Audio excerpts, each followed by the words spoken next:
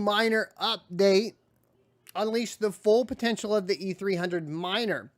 Upgrade to achieve an impressive 16 gigahash a second Kaspa hash rate now on the E300s. You can check out the coupon codes down below for these if you're interested. But a new firmware version has been released that increases the Kaspa hash rate to an impressive 16 gigahash a second on the E300. However, to achieve this hash rate, you need to take some important steps. It says, firstly, you will need to purchase the heat sinks. Due to the higher clock speeds of over 650 megahertz, the MOSFET and regulator on the FPGA boards will produce more heat, which could be a concern for E300 miners. This would be overclock and go beyond the Z-Link's specification, and you're taking risks at your own cost and may cause damage to the box, which is not warranted. To mitigate this issue, you will need to purchase small heat sinks. These heat sinks can help dissipate the heat and ensure that the E300 miner remains at an optimal temperature during operation. The heatsink recommended by Osprey Electronics can be purchased from the Amazon link provided below. This is the specific heatsink that the Osprey Electronics suggests to E300 miners to help regulate the temperature of the MOSFET and regulator on the FPGA boards when running at higher clock speeds, and they link the Amazon link down here. You get some thermal glue, you get these fun little heat sinks, and then you plop them on here. It looks like they have them marked. They have a little guide here. Plop, plop, plop, plop, plop. Yep. So you'll put all the heat sinks on there. And then once you've done that for the MOSFETs, you'll download the new firmware and go from, I think what we were seeing was really around 13 gigahash a second. So I don't know if this hits 16 or if it's closer to 15 gigahash a second. But you will have to also overclock. So I think the mileage will probably vary.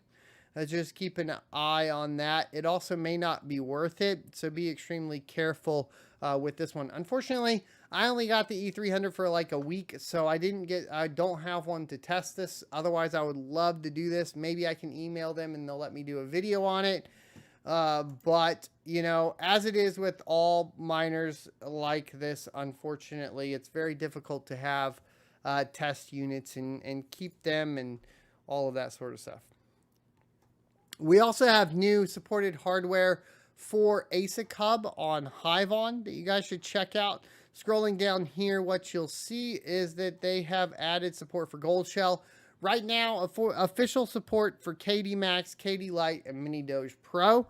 I believe the Hobbyist Miners already tested and made out a video for this on his channel, so go check his channel out if you're curious on how to get this functioning. There is a caveat here. I mean, a lot of the minis will work and so on, but you got to keep in mind, like, this is $2 a month to add any of these.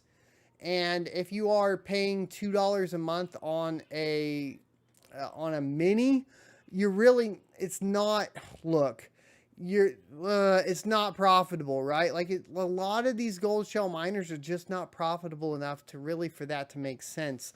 I wouldn't recommend utilizing it. I know $2 sounds cheap, so that's not a dig on Hive. Like, bull run, cool. You want easy management, great.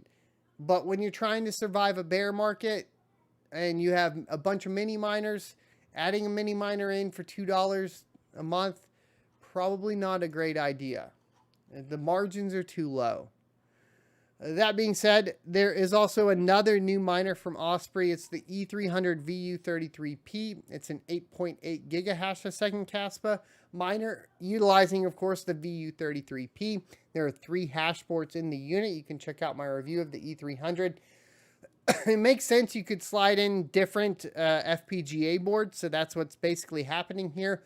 And that was able to reduce the price to $32.99. You can get another $100 off with SOT100, and I do get a kickback for those, so you can check that out if you want and utilize that so I can get a kickback if you decide to purchase it.